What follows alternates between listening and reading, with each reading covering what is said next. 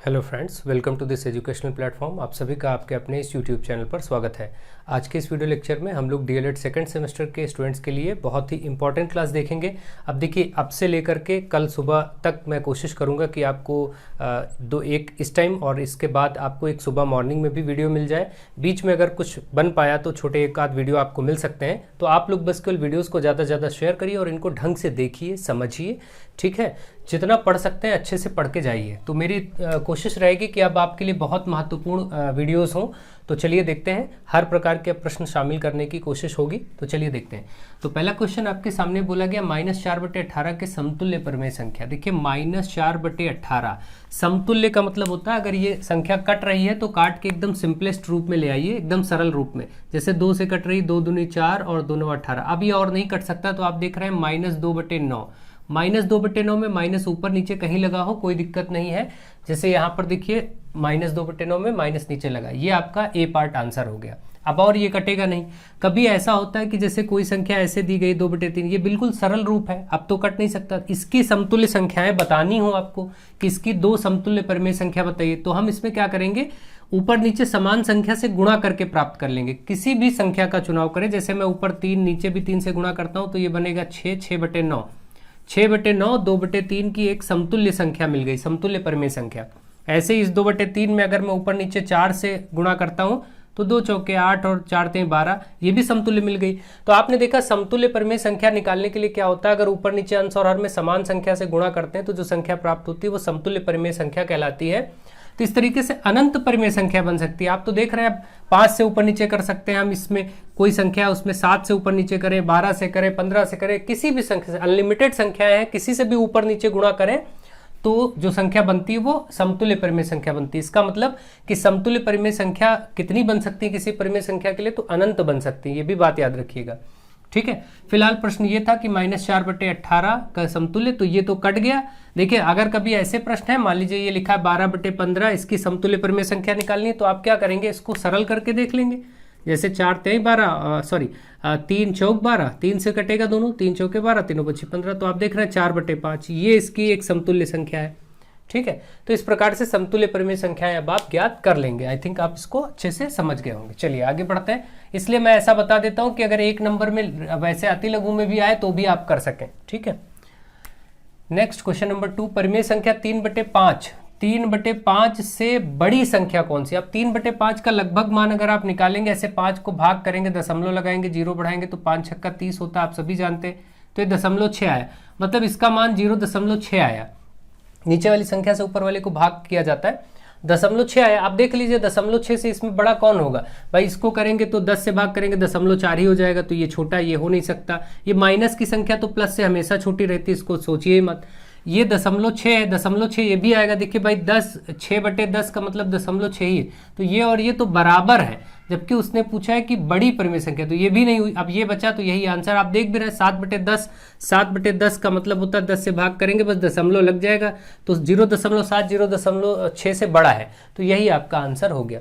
परिमेय संख्या 0/-5, एक परिमेय संख्या 0/-5। देखिए 0 में किसी से भी अगर भाग करें तो उसका उत्तर 0 ही आता है, बशर्ते 0 कहाँ होना चाहिए, अंश के स्थान पर ऊपर होना चाहिए। जब भी 0 अगर यही होता -5/0 नीचे, तो ये संख्या नहीं ज्ञात की जा सकती, इसको हम अपरिभाषित कहते ये परिभाषित ही नहीं है गणित में। बस 0 अगर हर में है तो कुछ भी क्यों ना हो, ऊपर कोई संख्या क्यों ना हो, हर में अगर 0 है तो वो संख्या अपरिभाषित है, अनंत है जिसको कहते हैं, ये ज्ञात ही नहीं की जा सकती। परंतु अगर 0 ऊपर है अंश के स्थान पर, तो कुछ भी संख्या नीचे हर में क्यों ना हो, उसका मान 0 ही होता है। ध्यान रखिएगा, 0 का स्थान अंश में है तब तो 0, लेकिन 0 का स्थान अगर हर में है तो वो परिभाषित नहीं है, यानी अपरिभाषित। तो ये सब बातें याद रखिए। तो इसका तो उत्तर 0 ही हो जाएगा। यहाँ पर इसने पूछा था कि 0/-5 से बड़ी संख्या बताइए, तो ये आप जान रहे हैं कि इसका मान तो 0 ही हो जाएगा। अब 0 से बड़ा क्या है, देखिए नेगेटिव नंबर 0 से बड़ा होता नहीं, ये माइनस में है, ये भी देख रहे हैं माइनस में, ये 0 से बड़ा होगा नहीं, सॉरी ये माइनस में नहीं है, ये हो जाएगा आंसर। क्योंकि आप देखिए यहाँ पर आप देख रहे हैं ऊपर भी माइनस नीचे भी माइनस, तो अगर -2/-7 मतलब माइनस माइनस तो कैंसिल ही हो जाएगा। इसका मतलब ये आपका 2/7 प्लस का ही लिखा है, तो यही आंसर होगा। जब कभी कोई भिन्न ऊपर भी माइनस नीचे भी माइनस, तो इसका मतलब वो धनात्मक है, तो आप 3/5 कह ही देंगे इसको, ठीक है। तो बस उसने कंफ्यूज करने के लिए दोनों जगह माइनस लगाया है, ठीक है। यही उत्तर हो जाएगा। बाकी सब में देखिए एक एक माइनस लगा, मतलब ये ऋणात्मक है, ये ऋणात्मक है, तो ये हो नहीं सकता। भाई आपने देखा कि 0/5 जो -5 है इसका उत्तर तो 0 ही आया, और इससे बड़ी संख्या आपको बतानी थी, तो बड़ी का मतलब धनात्मक पॉजिटिव नंबर होना चाहिए। 0 से बड़े क्या होते हैं? पॉजिटिव बड़े होते हैं। आपको संख्या रेखा पर मालूम है कि 0 से इधर जितने 1 2 3 4 ये धनात्मक संख्या सब बड़ी होती हैं, और इधर -1 -2 -3 इधर ऋणात्मक संख्या, ये 0 से छोटी होती है, ये 0 से बड़ी होती है संख्या। तो बस इस तरीके से ये वाला प्रश्न का आंसर -2/-7 हो गया। ठीक है, इस बात को ध्यान से समझें। चलिए आगे बढ़ते हैं। तो फटाफट प्रश्नों को ध्यान से देखिए, समझिए। और अब अगला क्वेश्चन, किसी परिमेय संख्या के समतुल्य परिमेय संख्या कितनी होती है? तो अभी मैंने बताया कोई समतुल्य परिमेय संख्या बनानी हो तो अनंत बन सकती है, कोई लिमिट नहीं, उसकी अनंत संख्या बन सकती है। दो असमान परिमेय संख्याओं के बीच कितनी परिमेय संख्या होती है? ये भी अनंत। ये भी क्वेश्चन बहुत पूछा जाता है, ये इंपॉर्टेंट क्वेश्चन रहता है हर बार, तो इसलिए ध्यान रखिए कि दो असमान परिमेय संख्या यानी दो परिमेय संख्या उनके बीच कितनी परिमेय संख्या हो सकती है? तो अनंत हो सकती है, कोई लिमिट नहीं, कितनी भी हो सकती है। ठीक है, अब अगला क्वेश्चन आपके सामने, एक त्रिभुज के 3 कोण 5:6:7 के अनुपात में है, तो प्रत्येक कोण ज्ञात कीजिए। आपको मालूम है त्रिभुज के 3 कोण जो बनते हैं, तीनों कोणों का योगफल 180 होता है। अब यहाँ 3 कोण 5, 6 और 7 के अनुपात में, तो हम ये लिखेंगे कि भाई माना त्रिभुज का पहला कोण, माना त्रिभुज का पहला कोण, और ये पहला कोण आपका जो होगा वो 5x होगा। इसी प्रकार से दूसरा कोण मान लेंगे, आगे सब वही रहेगा, बस दूसरा कोण त्रिभुज का वो 6 अनुपात है तो 6x कह देंगे। और इसी प्रकार से आप तीसरा कोण बोलेंगे तो तीसरा जो कोण है angle, that will be 7x मतलब 7x। ये तीनों आपके कोण आ गए हैं। जब भी अनुपात में दिए होते हैं तो आप उसको x में मान लेते हैं। और क्योंकि हमें एक इसकी विशेषता पता है कि त्रिभुज के तीनों कोण जो होते हैं इनका योगफल 180 डिग्री होता है, आप जानते हैं, ये फिगर आपको नहीं बनाना है। तो त्रिभुज के तीनों कोणों को जोड़ने पर 180 होता है। तो अब आप क्या करेंगे, इन तीनों कोणों को जोड़िएगा, जो ये कोण तीनों आप क्या है जोड़ के 180 के बराबर कर दीजिए। जैसे ही आप 180 के बराबर करेंगे, 6 5 11x और 7 18x, इसको जोड़ेंगे, तीनों जुड़ेंगे तो 5 6 11x और 7 18x हो जाएगा। इधर 180, x का मान पहले निकालेंगे, 180 के साथ ये 18 बटे में आएगा, इधर गुणे में है तो इसके नीचे बटे में आ जाएगा, 18 से काटेंगे 10 आ जाएगा, 18 कम 18, तो x का मान तो 10 आया। लेकिन आपको प्रत्येक कोण यानी तीनों कोण बताने थे। तो पहला कोण आपका जो है, देखिए पहला कोण ये आपका 5x है, और आपने देखा x का मान आपका 10 आया तो ये 50 हो गया। इसी तरीके से दूसरा कोण जो कि 6x है, तो 6 गुणे x का मान 10 है तो ये 60 हो गया। इसी प्रकार से तीसरा कोण त्रिभुज का जो कि आप देख रहे हैं 7x है, तो 7 गुणे 10 हो गया जो कि 70 हो गया। आप सबको जोड़ के देख लीजिए, 180 हो रहा है तो आपका आंसर सही है। 7 6 13 5 18 बिल्कुल 180 हो रहा है। ये आपके आंसर जो आए हैं, तीनों कोण आ गए। अब इसी में पूछता कि बड़ा, सबसे बड़ा और सबसे छोटे कोण का अंतर बताइए, तो 70 में 50 माइनस कर देते 20, अंतर भी हो जाता है। कुछ भी ऐसा पूछा जा सकता है, कोई दिक्कत नहीं। आपको ये भी समझ में आ गया होगा, आई होप आप अच्छे से समझ गए होंगे। चलिए आगे बढ़ते हैं। अब तो आपके ये क्वेश्चंस 6 क्वेश्चन हो गए हैं, और आगे बढ़ते हैं, कुछ और प्रश्न लेकर के उनको करते हैं। अब आप इन प्रश्नों को सॉल्व करिए। चलिए फटाफट देखते हैं। देखिए क्वेश्चन नंबर 1 अब में बोला गया है, एक समीकरण दिया गया है x/3 + 5/2 बराबर -3/2। देखिए इसमें क्या होता है, x और संख्याएं यदि हो तो संख्या एक तरफ और x वाला एक तरफ, तो x को एक तरफ रखिए, इसको उधर लेके चले जाइए। -3/2 पहले से है, ये उधर जाएगा, ये चीज़ उधर जाएगी तो माइनस में हो जाएगी, ये भी 5/2, क्योंकि ये तो -3/2 पहले से ही था, ये उधर माइनस हो जाएगा। अब देखिए आप यहाँ पर क्या होगा कि अब यहाँ पर दोनों के हर बराबर हैं, तो हर तो ऐसे लिख लिए जाते हैं। ऊपर देखिए ये -3 और -5 ऐसे रहेगा। तो अब आप देखिए माइनस माइनस प्लस, 5 3 8 होगा, और दो ऋणात्मक संख्याओं को जोड़ते हैं तो माइनस ही आता है, -8/2। इसको आप देखिए यहाँ से काट सकते हैं, 2 चौके 8, आप देख रहे हैं x/3 बराबर -4, ये 3 बटे में उधर जाएगा तो गुणा हो जाएगा, तो -4 के साथ 3 गुणा होगा मतलब -12, इसका उत्तर हो जाएगा, x का मान -12। ठीक है, इस प्रकार से ये आपका आंसर हो गया। ठीक है, चलिए अगला प्रश्न देखिए, आप फटाफट सॉल्व करते जाइए और प्रैक्टिस करते चले जाइए। नेक्स्ट क्वेश्चन नंबर 2, इन समीकरणों को हल करना है जिसमें आपका बोला गया x - 1/4 प्लस 2 बराबर 1 प्लस 2x प्लस 3/6, इसको सॉल्व करना है। तो इन समीकरणों को सॉल्व करने के लिए आप क्या करेंगे, देखिए x वाले एक तरफ करिए, संख्या एक तरफ, तो x माइनस 1/4 ये है, ये पूरा सेगमेंट इधर ले आएंगे तो माइनस हो जाएगा, क्योंकि ये प्लस में इतना हिस्सा है ना, देखिए ये इधर आएगा तो माइनस में हो जाएगा। दोनों को ब्रैकेट में ऐसे कर दीजिए, क्योंकि इसमें एक से अधिक संख्या है, ब्रैकेट लगाना जरूरी है, तो इसको इधर लाएंगे 2x + 3/6 ऐसे ले लेंगे बराबर, इधर एक ये है ही, ये प्लस का 2 उधर लाएंगे तो ये -2 हो जाएगा। ठीक है, अब आप देखिए इसको सरल करेंगे तो 6 और 4 का आपको लासा लेना पड़ेगा। 6 और 4 का लासा कितना होता है, 12 होगा। आप जानते हैं 6 और 4 का लासा ऐसे लेंगे, 2 तिहाई 6, 2 दूनी 4, 2 और 1 2, 3 1 3, 2 दूनी 4 3 12, देख रहे हैं आप लासा 12। तो 12 लासा है, तो इनको हर को बराबर करना पड़ेगा, क्योंकि ये भिन्नों के रूप में है। भिन्न तभी जोड़ी या घटाई जाती है जब उनके हर बराबर हों। तो 4 और 6 को 12 बनाएंगे तो अब देखिए x - 1 ऊपर है ही, नीचे 4 है, 4 में भी 3 से गुणा करेंगे तो 12 बनेगा, और ये जो ऊपर संख्या है इसको भी 3 से गुणा करना पड़ेगा। ठीक इसी प्रकार से यहाँ भी आप एक तो तरीका ये अपना सकते हैं, और एक तरीका और शॉर्टकट है। पहले चलिए इसको देख लेते हैं। अब ये देखिए 2x + 3 है और बटे 6, इसमें 12 बनाने के लिए 2 से ऊपर नीचे गुणा करेंगे, और बराबर में ये 1 में से 2 जाएगा तो -1, क्योंकि प्लस माइनस माइनस होगा, 2 में से 1 घटाएंगे, लेकिन बड़ी संख्या माइनस, इसलिए माइनस का 1 बचेगा। ये सब बेसिक पॉइंट्स आप जानते हैं। अब देखिए यहाँ पर अगर सॉल्व करते हैं तो 3 का 1 से गुणा होगा 3x, इस 3 का इससे भी होगा, इसका इससे भी होगा, और -3 एकम 3, और बटे में तो ये 12 हो ही गया, माइनस यहाँ पर इस 2 से इसका भी होगा, इससे इसका भी होगा, तो 2 दूनी 4x और प्लस 3 दूनी 6, और बटे का ये 12 बराबर -1। अब देखिए अब क्या होगा, अब ऐसा होगा कि दोनों के हर क्योंकि समान है, दोनों के हर समान है, तो दोनों के बटे में ऐसे 12 किया जाएगा। और ये जो चीज़ें लिखी हैं इसको आप 3x - 3, और ये माइनस है क्योंकि मैंने कहा था इनको ब्रैकेट में लिखिए, जब एक से ज़्यादा संख्याएं हो तो ब्रैकेट में लिखा करिए। तो ये तो ऐसे ब्रैकेट अब इसका खुल जाएगा, ये जब ब्रैकेट खुलेगा माइनस का तो इसके चिन्ह बदल जाएंगे। मैंने बताया जब ब्रैकेट के बाहर माइनस हो तो अंदर क्या होता है, देखिए माइनस और प्लस, तो माइनस का 4x, ये माइनस और ये प्लस, तो प्लस माइनस माइनस होगा 6, तो ये आपका ऊपर बचा बराबर -1। अब ये 12 बटे में तो उधर जाएगा गुणे में हो जाएगा, और इनको देखिए 3x और माइनस का 4x इधर है, 3x और -4x क्या होगा, माइनस का x, भाई माइनस होगा तो 4x में से 3x जाएगा, x बचेगा, लेकिन बड़ी संख्या माइनस में, और ये -3 - 6 माइनस माइनस प्लस हो जाएगा, 6 3 9, लेकिन माइनस का 9, क्योंकि दो ऋणात्मक संख्याएं जुड़ती हैं तो माइनस में ही उत्तर रहता है। और ये जो 12 था ये उधर जाएगा, -1 के साथ 12 गुणा हो जाएगा, तो आप देख रहे हैं ये -x - 9 बराबर ये -12। ठीक है, फाइनली आप देखेंगे, अब आप इसको -x ऐसे ही रखिए, ये संख्या उधर पहुंचाइए, तो उधर पहले से -12 है, और ये जो माइनस है ये प्लस का 9 उधर ऐड होगा, तो आप देखेंगे -x का मान जो आपका आ रहा है -3, भाई प्लस माइनस माइनस -3, तो इसका मतलब दोनों तरफ माइनस है, ये x वाला और ये कट जाएगा, तो x बराबर 3 इस प्रश्न का आंसर हो जाएगा। ठीक है, ये आपका एक तरीका हो गया, आराम से ऐसे आप इसका लासा लेकर के कर सकते हैं। अभी हम और तरीके भी देख लेंगे दूसरे प्रश्नों में। आई होप आप इसको अच्छे से समझ गए होंगे।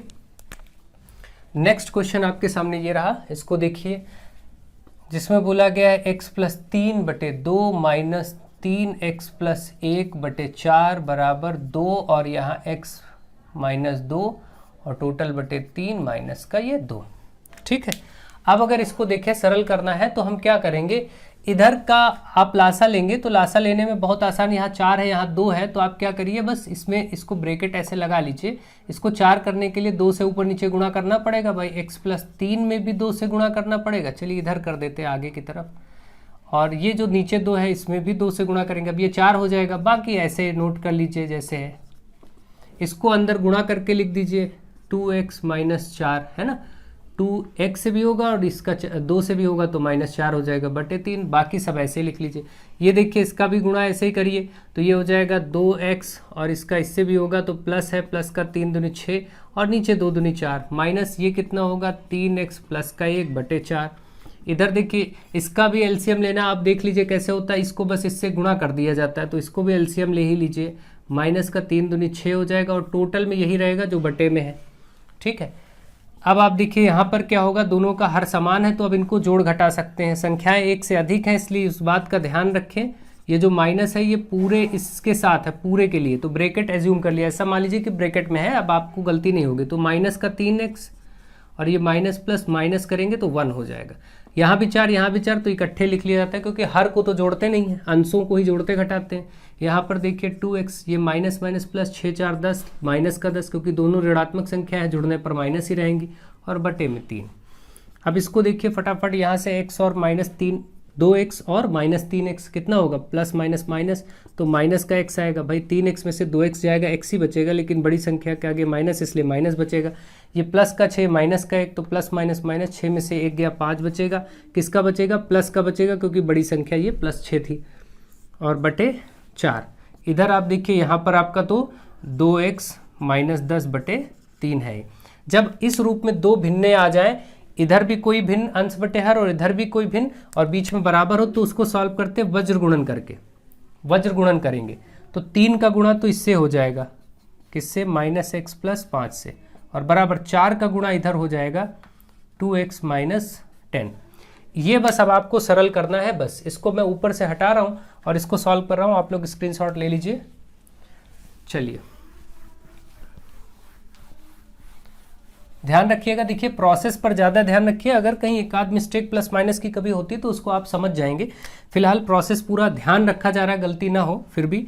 अब देखिए इसका इससे गुणा होगा तो ये आएगा 3x, और ये माइनस है तो माइनस का 3x, ठीक है, ये माइनस था ना, देखिए इसके आगे, और ये प्लस ही रहेगा, तो 3 का 5 से भी होगा तो प्लस में 15 हो जाएगा, 3 × 5 = 15, बराबर इस साइड में देखिए 4 का इससे होगा तो 4 दूनी 8x हो जाएगा, और 4 का इधर भी होगा, माइनस का है ये तो माइनस का 4 × 40 हो जाएगा, ठीक है, ये हो गया। अब x एक तरफ करेंगे, संख्या एक तरफ करेंगे, तो इस संख्या को उधर भेजिए, इधर बचा केवल 15, इस संख्या को एक तरफ लाइए तो -40 इधर आएगा +40, और ये आपका 8x पहले से है, ये वाला -3 इधर आएगा तो +3 हो जाएगा भाई, क्योंकि -3x है उधर +3x हो जाएगा।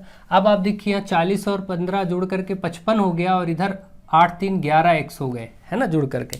अब आप x निकालेंगे तो ये 11 इधर बटे में हो जाएगा, तो 55 के नीचे 11, x 11 कम 11 = 55, तो आप देख रहे हैं x = 5 इस प्रश्न का आंसर आ गया। इस प्रकार से ये आपका आंसर हो चुका, ये भी सॉल्व हो गया। चलिए फटाफट और इक्वेशन सॉल्व करते हैं। नेक्स्ट यहाँ पर देखिए पॉइंट में है, कोई दिक्कत नहीं, 0.5y + 0.2y बराबर 0.3y + का 2। इसको सरल करिए जल्दी से, तो इसको सरल करेंगे तो y में y माइनस प्लस हो सकता है, कोई दिक्कत नहीं, तो 0.5 0.2 मतलब 0.7y हो जाएगा भाई, 0.5 0.2। पॉइंट की संख्याओं को जोड़ते घटाते समय दशमलव के नीचे दशमलव होना चाहिए बस। जैसे मैं कहूँ 0.03 में 2.5 जोड़िए, तो आप कहाँ जोड़ेंगे इसको, 2.5 लिखेंगे, दशमलव के नीचे दशमलव आए तो इसको इसके नीचे लिखेंगे, तो ऐसे 2.5 यहाँ लिखेंगे, तभी तो ये दशमलव के नीचे दशमलव आएगा। अब इसको जोड़ दीजिए, ये अब जोड़ दीजिए, बाकी आप 0 पीछे बढ़ा लीजिए, 3 0 5 और 2 ऐसे जोड़ा जाता है। दशमलव की संख्याओं को जोड़ने या घटाने के लिए ध्यान रहे कि दशमलव के नीचे दशमलव हो, तो इसको तो आप जोड़ेंगे तुरंत, आप देख रहे हैं 0.7 ही हो जाएगा, है ना, तो ये इसीलिए हुआ। ये आप अभी ऐसे ही रखिए प्लस का 2। अब आप देखिए y एक तरफ करेंगे, 0.7y है ही, ये इधर प्लस में इधर आएगा तो 0.3y माइनस का हो जाएगा, और बराबर में इधर 2 बचा है, ठीक है। अब आप क्या करेंगे, 0.7 में से 0.3 को माइनस करेंगे तो 0.4 ही तो बचेगा, तो 0.4y बराबर 2, तो y बराबर इधर 2 है। अब इस समय ये जो लिखा है 0.4y बीच में कोई निशानी तो गुणा है, ये इधर जाएगा 0.4 बटे में हो जाएगा। बटे में जब दशमलव हटाते हैं तो जितने अंक पे दशमलव उतना ऊपर 0 बढ़ जाता है, एक अंक बाद दशमलव था तो 1 0 बढ़ गया, तो ऊपर 20 नीचे 4, 4 × 1 = 4, 4 × 5 = 20, तो y बराबर 5, ये उत्तर हो गया, ठीक है। दशमलव हटाने की प्रक्रिया ध्यान रखिए, जितने अंक पे दशमलव हो उतने ऊपर 0 बढ़ा दे। ऊपर यदि कोई दशमलव है नीचे बढ़ाना है तो ऊपर से हटाइए दशमलव, जितने अंक पे हो नीचे 0 उतने बढ़ा दीजिए, ये कोई दिक्कत की बात नहीं, सब बेसिक बातें आप जानते हैं। ये भी आपका आंसर हो गया। नेक्स्ट ये वाला देखिए 0.16 और गुणे में है 5x - 2 बराबर है 0.4x + 7, ठीक है। इसका देखिए ब्रैकेट के बाहर जब कोई संख्या होती है तो हर संख्या से ब्रैकेट के अंदर गुणा किया जाता है, तो 16 × 5 = 80 होता है। 80 तो आप पहले करेंगे, लेकिन 2 अंक पे दशमलव, इसलिए यहाँ पर दशमलव लगेगा, तो 0.8 ही हो जाएगा। दशमलव के बाद 0 का कोई अर्थ नहीं, तो ये हटा दीजिए, 0.8x, ठीक है। -16 दूना 32 और 2 अंक पे दशमलव, इसलिए यहाँ दशमलव लगेगा भाई। 16 को पहले 2 से करिए 32, और यहाँ 2 अंक पे दशमलव था इसलिए 2 अंक पे दशमलव लगा दिया। ये आपका 0.4x + 7, ठीक है। अब आप देखिए x को एक तरफ करिए, ये वाला 0.8 को हम 0.8 ऐसे लिख सकते हैं, x है ही, ये वाला इधर लाएंगे तो माइनस में 0.4x हो जाएगा। उधर 7 पहले से है, संख्या को उधर पहुंचा दीजिए, माइनस में है तो प्लस में हो जाएगा 0.32। ये जो 0.32 है उसको हम 0.32 लिख सकते हैं। अब आप आराम से देखिए 0.8 में 0.4 जाएगा तो 0.4 ही बचेगा, इधर 0.4x बचेंगे। इधर 7 में इसको जोड़ना है तो 7.32 हो जाएगा, क्योंकि दशमलव जैसे इसको जोड़ेंगे तो 7 यहाँ जुड़ेगा, दशमलव के बाद वैसे ही रहेगा। 7 में 0.32 जोड़ेंगे तो 7.32 हो जाएगा। अब आप x निकालेंगे, 7.32 है, ये चीज़ गुणे में इधर बटे में होगी 0.4। अब देखिए यहाँ एक अंक पे दशमलव और ऊपर 2 अंक पे दशमलव, तो पहले नीचे एक 0 और बढ़ा लीजिए। अब यहाँ भी 2 अंक पे दशमलव, यहाँ भी 2, अब इसको हटा सकते हैं, दशमलव हट गया। ऊपर 732, नीचे 40, 4 से काटिए 4 दहम 40, 4 से इसको काटिए 4 एक कम 4, 3 बचा 33, 4 और 32, 1 बचा 4 3 12। इसको आप 10 से भाग करेंगे तो 18.3 आ जाएगा। ठीक है, एक अंक पे इधर से दशमलव लग जाएगा, 10 से भाग करना बहुत आसान होता है। ये आपका आंसर आ गया 18.3 इस प्रश्न के लिए। आई होप आप इसको भी समझ गए होंगे कैसे किया गया है। एक एक प्रश्न को ध्यान से देखते चलिए और करते चलिए। नेक्स्ट 3/4 के साथ इधर एक भिन्न है 9 + 8x बटे 2x + 6। इसको सॉल्व करने के लिए क्या करेंगे, बस ये भी भिन्न है पूरी, कुछ क्रॉस मल्टीप्लाई कर दीजिए। बस ऐसे केस में 3 का गुणा इसके साथ होगा, मतलब 2x + 6 के साथ, और 4 का जो गुणा है वो इसके साथ होगा पूरा 9 + 8x। अब आप देखिए इसको इससे गुणा करेंगे, 3 दूनी 6x प्लस इसको इससे करेंगे तो 6 3 18 बराबर, इसको इससे करेंगे 9 चौके 36 प्लस 4 और 8 32x। ठीक है भाई, 4 का इससे भी होगा, 4 का इससे भी होगा। गुणा जब भी होता है तो ब्रैकेट के बाहर कोई संख्या है तो प्रत्येक संख्या से अंदर गुणा करना पड़ता है उसको। x वाले एक तरफ करिए तो इसको उधर पहुंचा दीजिए, इसको इधर ले आइए। ठीक है, तो अब क्या करेंगे, x वालों को एक तरफ करेंगे तो यहाँ से 18 ये है ही, ये 36 को इधर लाएंगे, -36 होगा, +36 था, और इसको उधर ले जाएंगे, उधर पहले से 32x पहले से है, इसको लाएंगे तो -6x हो जाएगा। अब आप देख रहे हैं माइनस का 18 बचेगा, प्लस माइनस माइनस होगा, लेकिन 36 में 18 जाएगा, 18 ही बचेगा। बड़ी संख्या के आगे माइनस, इसलिए माइनस का बचेगा। यहाँ 32 में से 6x जाएगा तो आपका 32 में से 6x जाएगा तो 26x बचेगा। ठीक, x का मान आपको बताना है, ये 26 गुणे में 26 को इधर लाना पड़ेगा, -18 के नीचे बटे में आ जाएगा 26। तो इस प्रकार से आप देख रहे हैं 2 से काट सकते हैं, 2 9 18 और 13 दूना 26। आप देखेंगे अब ये कटेगा नहीं तो -9/13 ये आपका x का आंसर यहाँ हो गया। इस प्रकार से इसको भी आप देख रहे हैं कि ये सॉल्व हो चुका है। बाकी कैलकुलेशन थोड़ा बहुत देख लीजिएगा, मेरे हिसाब से सब लगभग सही है। ठीक है, आगे बढ़ते हैं। नेक्स्ट, एक भिन्न का हर उसके अंश से 3 अधिक है। एक भिन्न का जो हर है उसके अंश से 3 अधिक है। जब भी भिन्न वाले क्वेश्चन आए आप अपनी तरफ से मान लेते हैं कि माना अंश और हर अलग अलग मानना होता है, तो माना अंश क्या है, अंश उसके हर से 3 अधिक है तो अंश को x मान लें। अंश 3 अधिक है ना, देखिए पहले ये सोचिए अंश और हर मानना है आपको, ये बात ध्यान रहे। ऐसे प्रश्नों में अंश और हर अपने आप मानना होता है, तो ध्यान दीजिए कि किसके बारे में सूचना है इस प्रश्न में। तो ध्यान से पढ़ेंगे तो आप देखेंगे एक भिन्न का हर उसके अंश से 3 ज़्यादा है। कौन ज़्यादा है, हर के बारे में पता है कि हर 3 ज़्यादा है, लेकिन अंश के बारे में पता नहीं है। तो अंश को x मानेंगे और हर इससे 3 ज़्यादा है तो इसमें 3 बढ़ा दीजिए। ठीक है, तो अंश और हर मिल गया हमें। देखिए अब क्योंकि भिन्न है तो भिन्न होता ही है अंश बटे हर, कोई भी भिन्न हमेशा होती है अंश बटे हर, तो इसलिए इसका अंश देखिए ये x और हर आपका देखिए x + 3, ये आपकी भिन्न बन के आ गई यहाँ पर। ये जो आपके सामने ये भिन्न है। अब इन्होंने जो कहा है वो काम कर दीजिए। इन्होंने कहा है कि यदि अंश और हर दोनों में 5 जोड़ दें, मतलब इस अंश में भी, अब यहाँ पर प्रश्न के अनुसार तो आप लिख देंगे कि प्रश्नानुसार, प्रश्न ने जो कहा है, प्रश्न ने ये कहा है कि ये जो आपकी भिन्न है अंश और हर के रूप में, इसमें देखिए कहा है कि यदि अंश और हर दोनों में 5 जोड़ दें, इसमें भी 5 जोड़ दें और इधर भी 5 जोड़ दें, तो क्या हो जाता है, तो ये जो भिन्न है वो उसका मान 4/5 हो जाता है। ठीक है, तो बराबर 4/5 खत्म।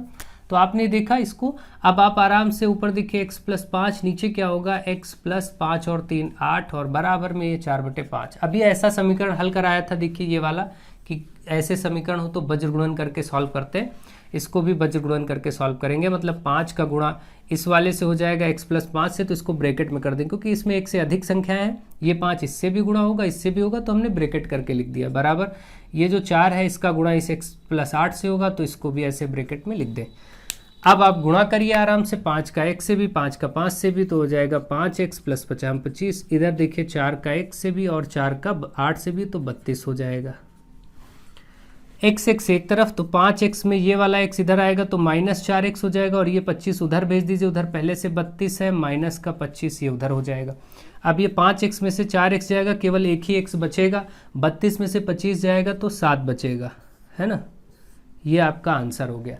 तो इस तरीके से आपका आंसर 7 आ गया। ये प्रश्न भी आपका लग गया। क्योंकि ये x 7 आया है तो आंसर नहीं पूछा गया था आपको भिन्न, तो अभी थोड़ा सा काम बचा है, क्योंकि हमने ऊपर भिन्न को क्या माना है, देखिए x/3, तो भिन्न आप ज्ञात करेंगे ना, क्योंकि हमें पता है कि भिन्न हमारी है x/x + 3, ये भिन्न है। यहाँ पर x का मान जो आया ये 7 वो रखिए, तो ऊपर 7 और नीचे देखेंगे तो 7 + 3 मतलब 7 ऊपर और 7 3 मिलके 10, 7/10 ये उत्तर है। इस प्रश्न का भिन्न ज्ञात करना था, ठीक है। फाइनली अब ये उत्तर हो गया। इस प्रकार से ये सारे प्रश्न आपके लग चुके हैं। चलिए आगे बढ़ते हैं और प्रश्नों को सॉल्व करते हैं। अब आपके सामने क्वेश्चंस गिवन है, इनको सॉल्व करिए फटाफट। देखिए बोला गया है यदि x + 1/x = 10/3 ये दिया है, तो आपको क्या करना है, x² + 1/x² का मान ज्ञात करना है, क्वेश्चन मार्क। चलिए इसको ज्ञात करने के लिए आपको ये सूत्र मैंने बताया था, x + 1/x का होल स्क्वायर लगाइए, वो होता है x² + 1/x² प्लस का 2।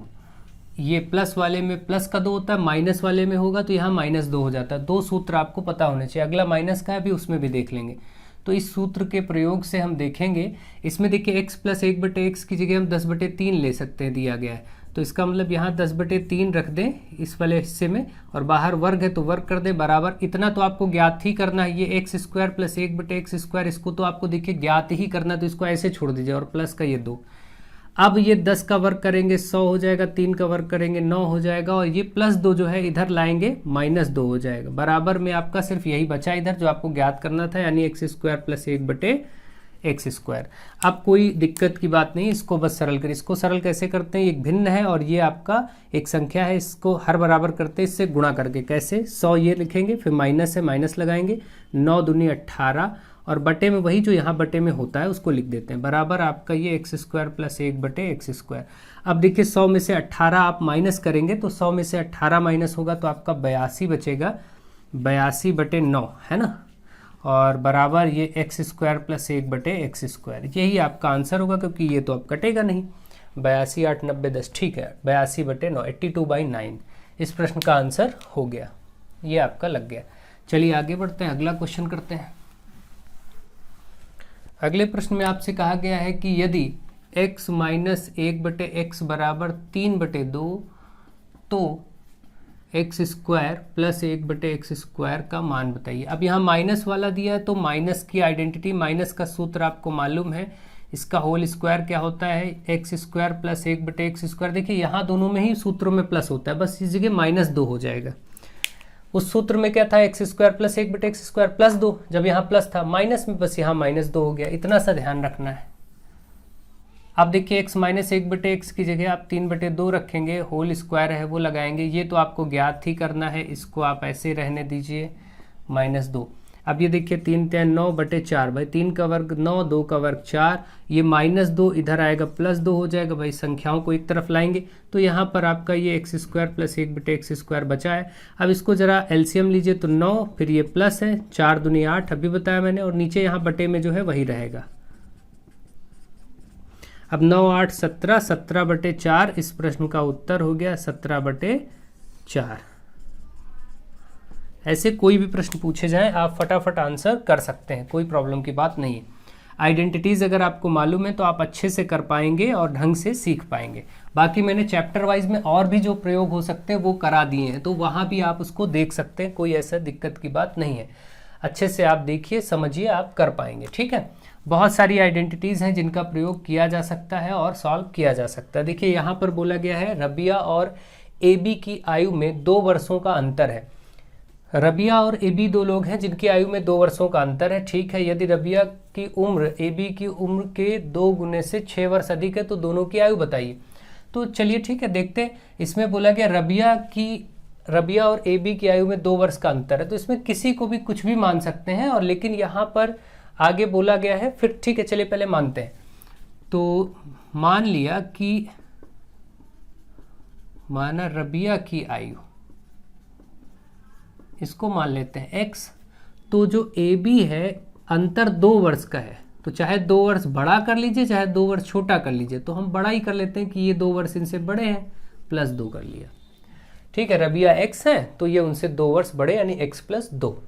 ठीक है, दोनों में देखिए 2 वर्ष का अंतर भी दिख रहा है। ठीक है, अब जैसा कहा गया है क्वेश्चन देखिए यहाँ से, यदि रबिया की उम्र, अब हम प्रश्नानुसार कार्य करेंगे, जैसा प्रश्न ने आगे कहा होगा स्टेटमेंट उसको अप्लाई करेंगे।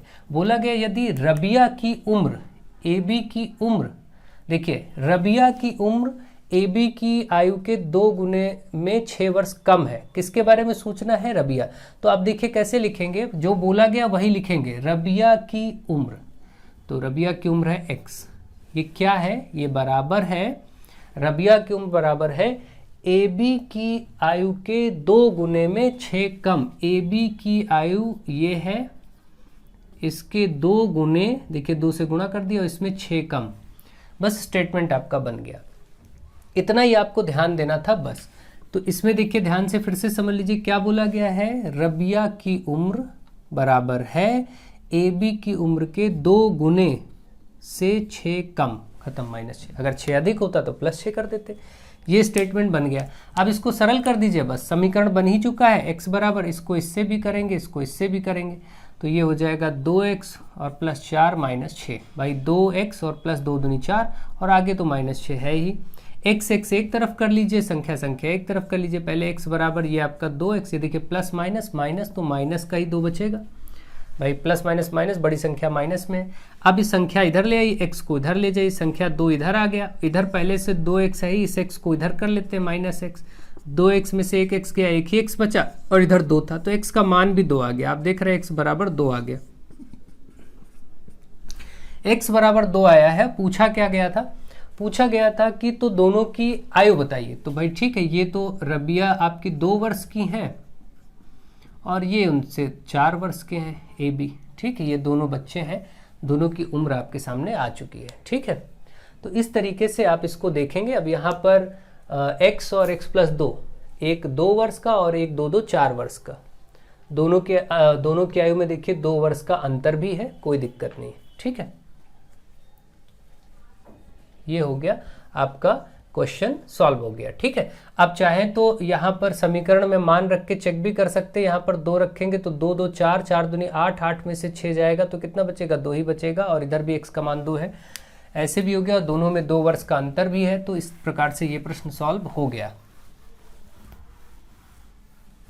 ठीक है, आगे बढ़ते हैं। नेक्स्ट क्वेश्चन, दिखाइए कि 4 जो भी दिया गया इसको नोट करते हैं, 4/3m और आगे दिया गया +3/4n और इस पे है होल स्क्वायर -2mn बराबर 16/9m² प्लस 9/16n²। ये सिद्ध करना, दिखाना मतलब इधर का पक्ष इधर के पक्ष के बराबर आ जाए।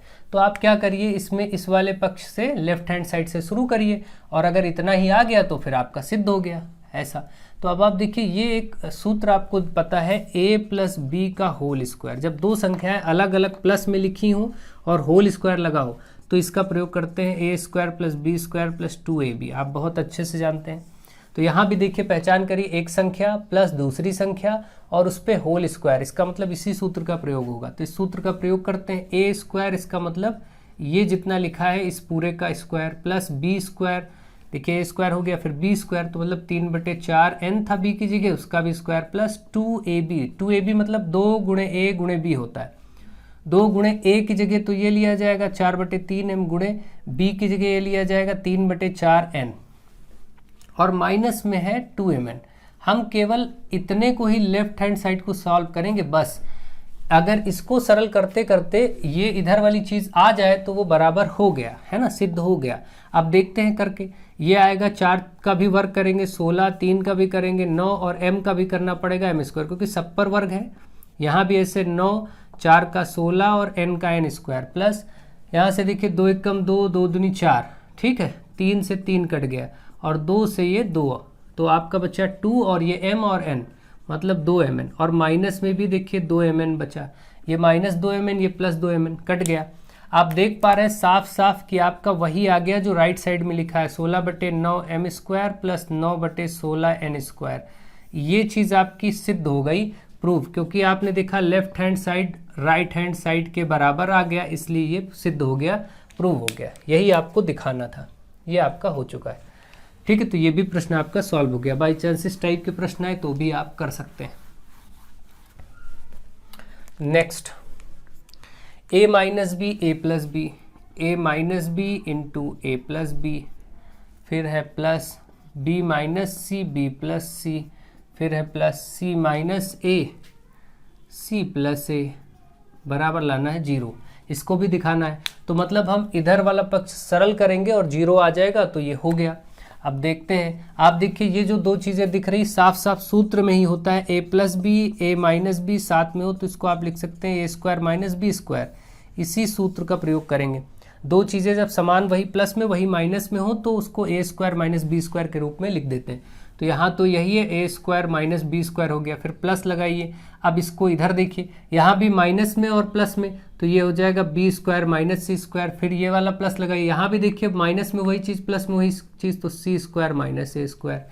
अब आप जरा चेक करिए, ए स्क्वायर प्लस का, ए स्क्वायर माइनस का, सी स्क्वायर प्लस का, सी स्क्वायर माइनस का, वही चीज़ प्लस में वही चीज़, यहाँ देखिए बी स्क्वायर माइनस में, ये देखिए प्लस का बी स्क्वायर माइनस का बी स्क्वायर, सब कुछ कट गया, ओवरऑल कट गया, 0 बचा और उधर भी 0 था, आ गया। इसका मतलब लेफ्ट हैंड साइड और राइट हैंड साइड बराबर हो गए।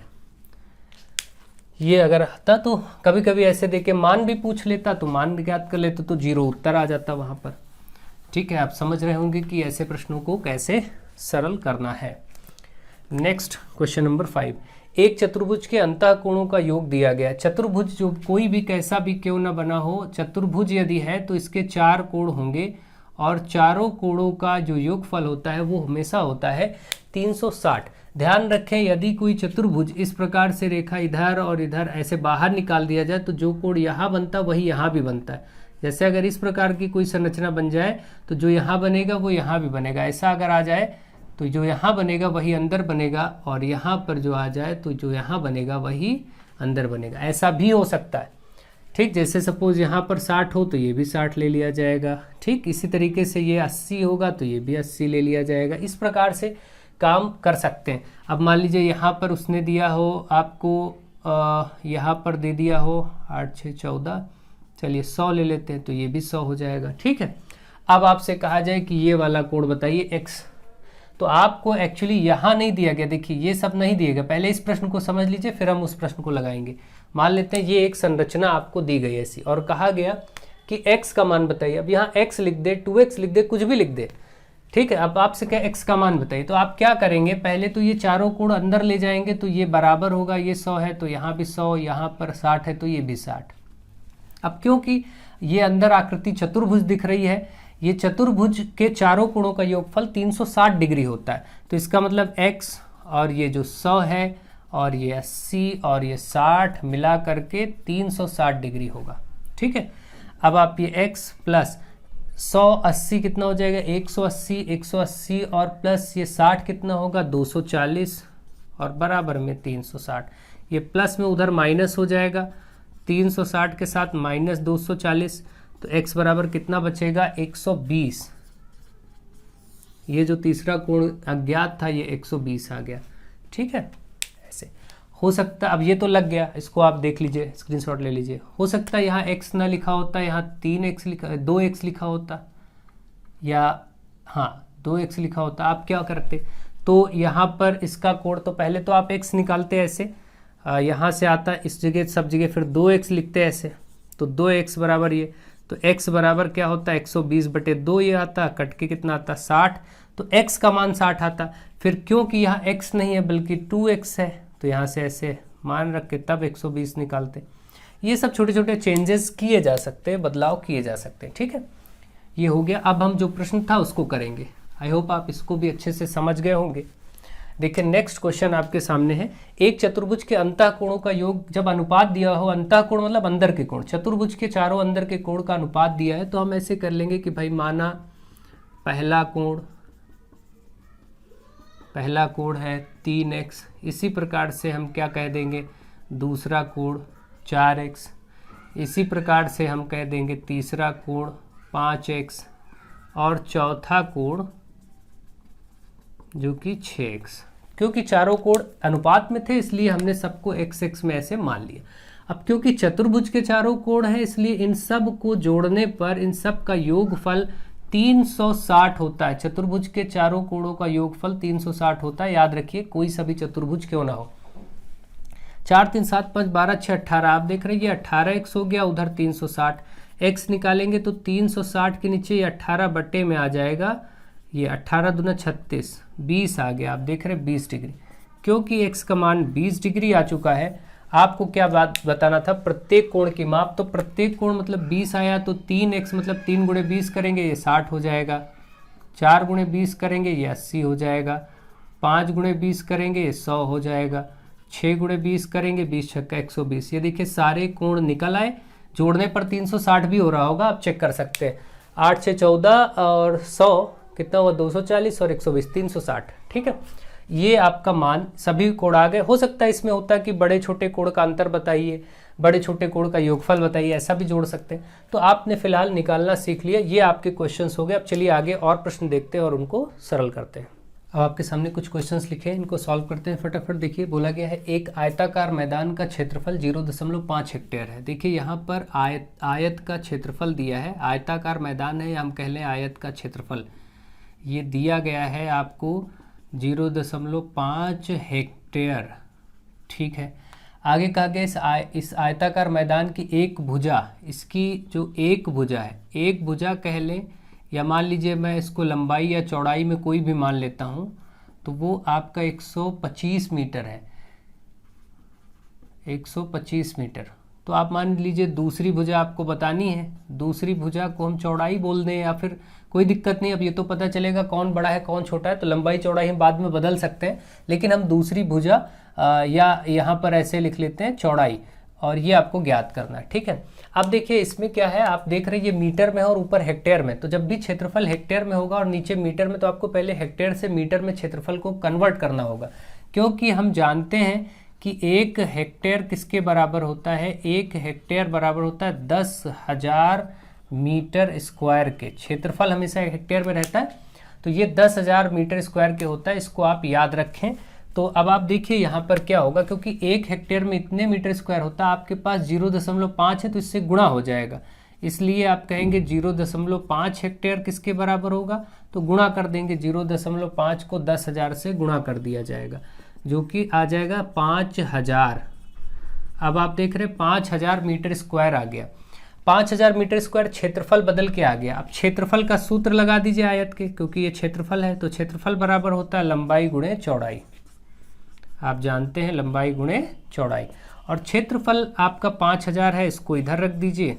लंबाई आपकी 125 मीटर है, चौड़ाई आपको ज्ञात करनी है, ठीक है। तो ये आपका 5,000 के नीचे बटे 125 आ जाएगा, इधर गुणे में इधर बटे हो जाएगा, इधर आपका चौड़ाई आप लिख सकते हैं, चौड़ाई या दूसरी भुजा इसको बोल दीजिए, कोई दिक्कत नहीं है ना। तो यहाँ लिख देते पहली भुजा गुणे दूसरी भुजा, ऐसे कर देते तो भी कोई प्रॉब्लम नहीं।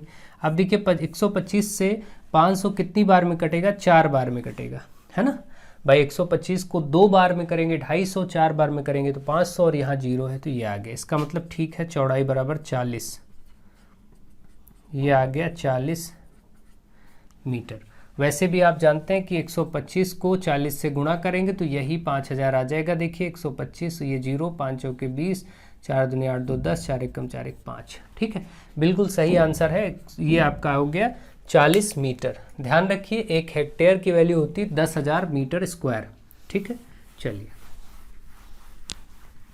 ये प्रश्न भी आपका हो गया। नेक्स्ट अगला क्वेश्चन नंबर 2, अविनाश के कृषि फार्म की लंबाई। देखिए यहाँ पर अविनाश के कृषि फार्म की लंबाई पता है क्या है, लंबाई को एल से लिख सकते हैं 240 मीटर, ठीक है। और चौड़ाई भी पता है, चौड़ाई को बी से लिखते हैं, चौड़ाई है 110 मीटर, ठीक है। कृषि फॉर्म का क्षेत्रफल, आपको इसका क्षेत्रफल ज्ञात करना है, लेकिन क्षेत्रफल भी आपको हेक्टेयर में बताना है, ये बात याद रहे। क्षेत्रफल तो निकालना है लेकिन उसको हेक्टेयर में बदल के बताना है। तो अब क्योंकि पहले हम क्षेत्रफल निकालते हैं, पहले क्षेत्रफल बराबर होगा लंबाई गुणे चौड़ाई, आयत है ना, फॉर्म है लंबाई गुणे चौड़ाई। कभी भी लंबाई चौड़ाई दिया हो, क्षेत्रफल निकालना है तो उनको गुणा कर देंगे, चाहे आयत बोला गया हो या ना बोला गया हो। तो लंबाई आप देखिए 240 गुणे चौड़ाई 110, ये क्षेत्रफल आपका आ जाएगा। 2 जीरो बना लेते हैं और 11 को 24 से गुणा करते हैं। देखिए 11 से गुणा करना बहुत आसान है, ये 4 रहेगा, ये 4 2 6 होगा और ये 2, तो आप देख रहे हैं 264 आ गया। 11 से गुणा भी करेंगे तो आप देखेंगे यही आएगा, ठीक है, ये हो गया। तो आप चेक करना चाहें तो 24 को 11 से गुणा करके देख लीजिए, ठीक है, ये हो गया। ये आपका जो आया मीटर स्क्वायर में आया ये क्षेत्रफल, क्योंकि ये भी मीटर में था, ये भी मीटर में था, तो जो इस वक्त आपके सामने क्षेत्रफल दिख रहा है वो मीटर स्क्वायर में। अगर केवल क्षेत्रफल बोलता हम निकाल के छोड़ देते, लेकिन इसने कंडीशन दी कि हेक्टेयर में बताइए। तो अब क्योंकि मीटर स्क्वायर, 1 मीटर स्क्वायर बराबर, आप मालूम है कि 1 हेक्टेयर में 10,000 मीटर स्क्वायर होते हैं, और मीटर स्क्वायर से हेक्टेयर बदलेंगे तो 10,000 से भाग करेंगे। ध्यान रहे, इस चीज़ को भी ध्यान कर लीजिए, मैं लिखवा भी दे रहा हूँ। हेक्टेयर से अगर मीटर स्क्वायर में बदलना है तो गुणा करेंगे किससे, 10,000 से, नोट कर रखिए। और अगर अब उल्टा अगर इसका करना है, मीटर स्क्वायर से हेक्टेयर में बदलना हो तो भाग किया जाएगा 10,000 से, ये बात नोट रखिए, ठीक है। तो ये स्टेटमेंट आप नोट रखिए, ध्यान रखिए। चलिए अब देखते हैं, क्योंकि हमें मीटर स्क्वायर से हेक्टेयर बदलना है इसलिए भाग करेंगे, तो 2 6 4 डबल जीरो बटे में 10,000, 1 0 2 0 कट गया। 264 को 100 से भाग करेंगे, 2.64 हेक्टेयर आपका ये आंसर आ जाएगा, उत्तर। इस प्रकार से आपका आंसर हो गया इसका प्रश्न। आप इस प्रश्न के लिए 2.64 हेक्टेयर उत्तर हो गया।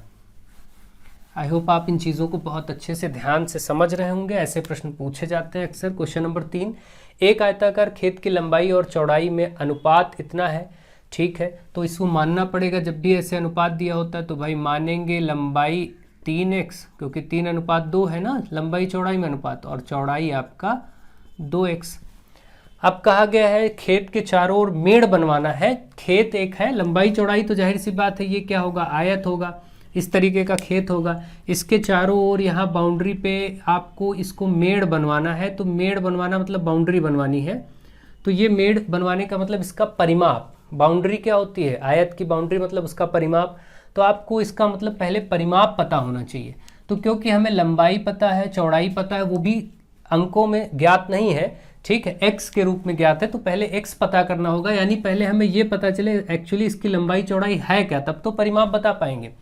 तो देखते हैं, आगे बोला गया अनुपात इतना है, खेत के चारों ओर मेड़ बनवाना, इतना पता चल गया कि मेड़ बनवाना मतलब परिमाप ज्ञात करना है।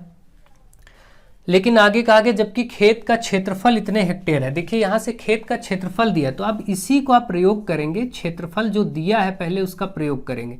क्षेत्रफल बराबर होता है लंबाई गुणे चौड़ाई, पहले हम इसका प्रयोग करेंगे।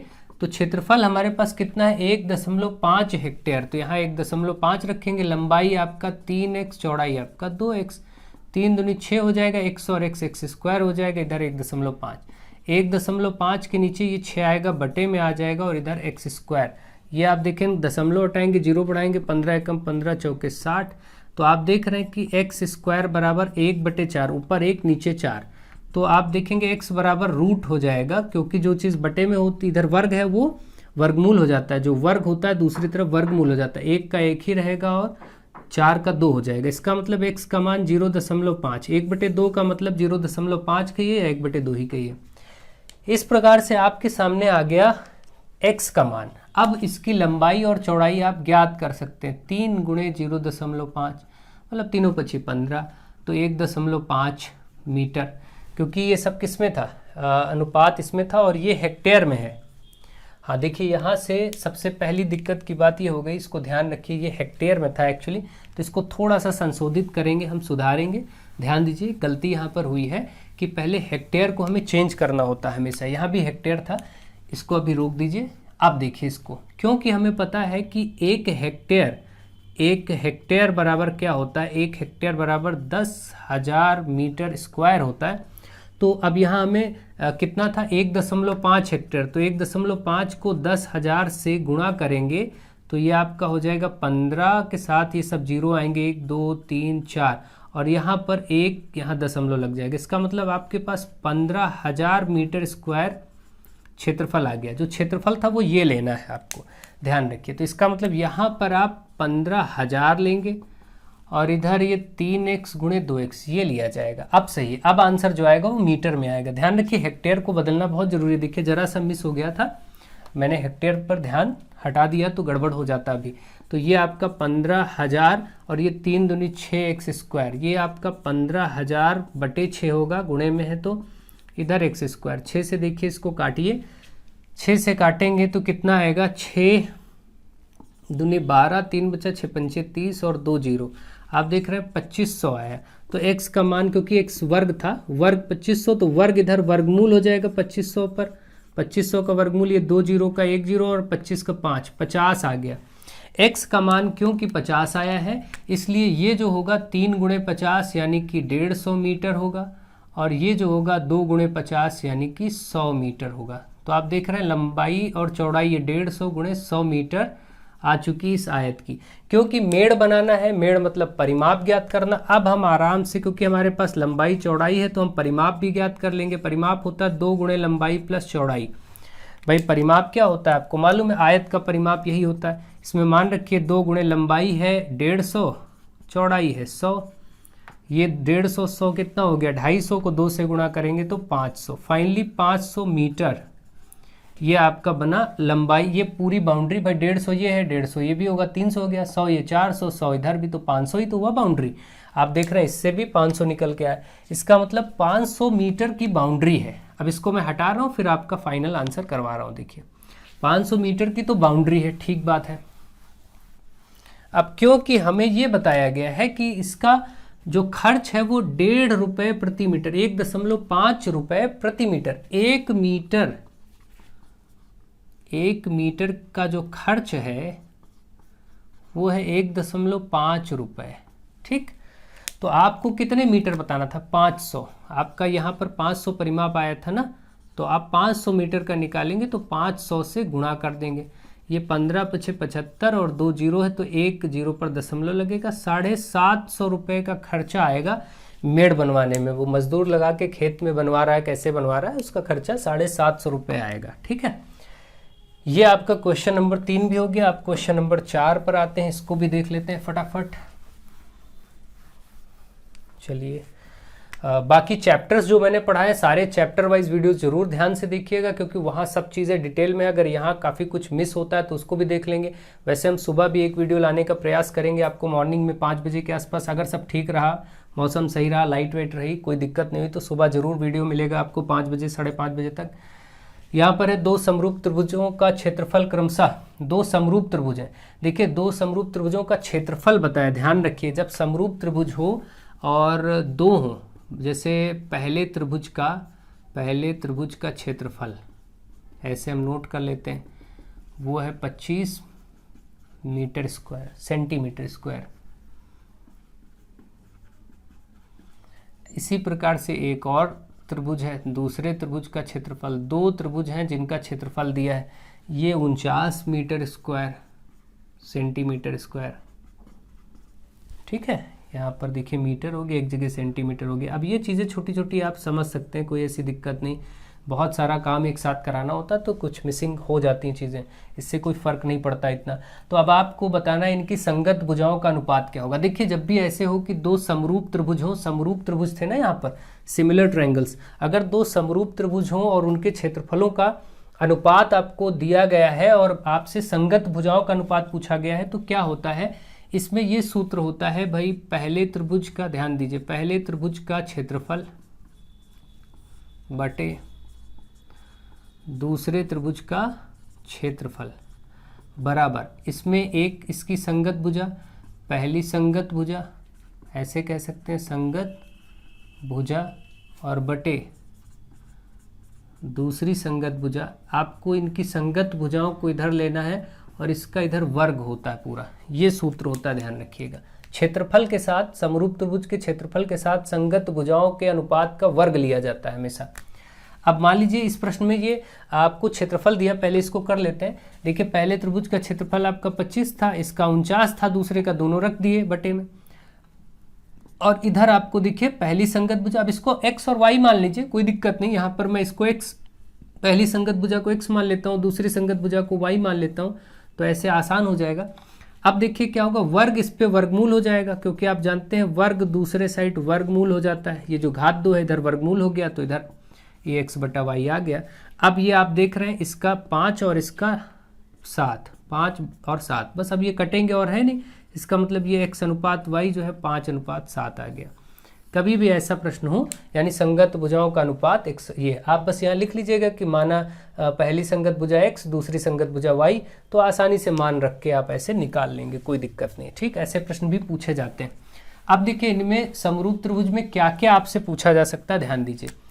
कभी हो सकता है, अब इस प्रश्न को तो आप हटा दीजिए, आप समझिए हो सकता है होता है इसी प्रश्न में कि यदि उनकी संगत भुजाओं का अनुपात 3:8 है, संगत भुजाओं का अनुपात 3:8 है, तो उनके क्षेत्रफलों का अनुपात ज्ञात कीजिए। अगर ऐसा प्रश्न होता तो इस बार अब ये ज्ञात करना है, तो आप इसको ऐसे ही नोट करते, पहले त्रिभुज का क्षेत्रफल है ना, और बटे दूसरे त्रिभुज का क्षेत्रफल, इसको तो ऐसे ही त्रिभुज का, इसको हमें ज्ञात ही करना है। और क्योंकि इस बार संगत भुजाओं का अनुपात 3:8 दिया, तो इधर ऐसे रख करके इसका वर्ग करते, तो 3 का वर्ग 9 और 8 का 8 8 64, तो आपका फाइनली ये 9:64 उत्तर होता। यानी जब संगत भुजाएं दी हो और क्षेत्रफल का अनुपात बताना, तो उनका वर्ग कर दीजिए। जब आपको क्षेत्रफल का अनुपात दिया हो और उनकी संगत भुजाओं का अनुपात बताना, तो वर्गमूल ले लीजिए। आपने देखा एक प्रश्न ऐसे वर्गमूल में और घूम के अक्सर आता है कि यदि एक बाग में उतने ही आम के पेड़ हैं जितनी की उसमें क्यारियां हैं, या जितनी की उसमें पंक्तियां हैं, तो इस तरीके से यदि उस बाग में कुल आम के पेड़, मान लेते हैं कुल आम के पेड़ आपको 30-25 हैं, तो आप बताइए कि उसमें कितने आम के पेड़ एक पंक्ति में होंगे, या पंक्तियों की संख्या क्या होगी। ऐसे प्रश्न जब आते हैं तो केवल इन ऐसी संख्याओं का वर्गमूल ले लिया जाता है। ठीक है, जब भी आए तो आप आराम से इसको कर सकते हैं। अब आप ध्यान से इस प्रश्न को सुनिए। कई बार ऐसा प्रश्न पूछा गया है कि यदि किसी एक बाग में, ठीक है, किसी एक बाग में उतने ही पेड़ लगे हैं जितने कि उस बाग में पंक्तियां हैं, ठीक है, प्रत्येक पंक्ति में उतने ही पेड़ हैं, बाग के प्रत्येक पंक्ति में उतने पेड़ हैं जितने उस बाग में पंक्तियां हैं, तो पंक्तियों की संख्या बताइए या प्रत्येक पंक्ति में पेड़ों की संख्या बताइए। तो बस केवल जो संख्या कुल पेड़ों की दी है बाग में, उसका वर्गमूल कर दीजिएगा बस। तो इसका वर्गमूल निकालना आपको अच्छे से आता है। देखिए 3 से कटेगा 5 2 7 3 10, नहीं कटेगा, ये 5 से कटेगा, 5 छक्का 30, और 5 छक्का 30 करेंगे तो 0 बढ़ाएंगे, हम 25 करना पड़ेगा। फिर 5 से 0 इसलिए बढ़ाएंगे क्योंकि पूरा 25 काटना पड़ रहा है, बीच में 0 है। 5 छक्का 30, ये भी पूरा कट गया, ये भी पूरा कट गया, तो बीच में 0। ऐसी स्थिति में जब कोई 2 अंक इधर भी कट गए, इधर भी कट गए, तो बीच में 0 बढ़ाइए। अब देखिए 5 एकम 5, और यहाँ 12 पंचे 60 होता ही है, और ये भी 5 एकम, भाई 5 एकम 5, 1 बचा 10, 5 दूनी 10, फिर 5 एकम 5। अब ये 11 से कटेगा, 11 गुणे 11 होता है 121, 11 एकम 11। अब आप देख रहे हैं इसका वर्गमूल आप आसानी से कर सकते हैं भाई, 5 गुणे 5 गुणे 11 आ गया है। जिनके जोड़े बनते हैं वही बाहर हो जाते हैं, तो 5 गुणे 11 मतलब 55। इस प्रश्न में हम कह सकते हैं कि प्रत्येक बाग में जो पंक्तियां हैं वो 55 हैं, और हर पंक्ति में जो पेड़ हैं वो भी 55 है। ऐसा ही तो इसका मतलब है। ठीक है, ये ऐसे प्रश्न अक्सर आ जाते हैं, तो ध्यान रखिएगा केवल वर्गमूल का खेल होता है। ऐसे प्रश्न ऐसे भी आ सकते हैं कि किसी स्कूल विद्यालय में बच्चों की लाइनें प्रेयर के लिए लगी हैं, प्रत्येक लाइन में पंक्ति में उतने ही बच्चे हैं जितने की पंक्तियां हैं, तो वहाँ भी वर्गमूल निकाल देंगे। जो कुल संख्या है विद्यार्थियों की उसका वर्गमूल निकालेंगे तो पता चल जाएगा कितनी पंक्तियां बन रही हैं। ठीक है, विद्यालय में किसी सेना के टुकड़े में सेना के जवान खड़े हैं, प्रत्येक पंक्ति में उतने ही जवान खड़े हैं जितने की पंक्तियों की संख्या है। तो बताइए यदि कुल जवानों की संख्या आपको दे दी जाए, तो आपसे पूछा जाए कितने ऐसी पंक्तियां जवानों की बनी, तो आप वर्गमूल कर देंगे, आंसर आ जाएगा। ऐसे कॉन्सेप्ट्स भी दे सकते हैं जो देते भी रहते हैं। तो आई थिंक आप अच्छे से समझ गए होंगे, ढंग से इन चीज़ों को समझ गए होंगे, और मैं प्रयास करता हूँ, आगे देखता हूँ और क्या कर सकते हैं। आप लोग मेहनत करिए, बाकी के सारे वीडियोस देखिए अच्छे से और वीडियोस को खूब शेयर करिए। अभी तक के लिए अच्छे से प्रिपेयर करिए। देखता हूँ जितना भी आपके लिए कर सकता हूँ। कल सुबह हो सकता है क्लास आपको ज़रूर मिले। आप लोग कमेंट में बताइएगा सुबह क्लास यदि आपको चाहिए तो उस पर भी प्रयास करते हैं, और 5 साढ़े 5 बजे आपको एक क्लास देने का पूरा प्रयास रहेगा। So thank you to all of you.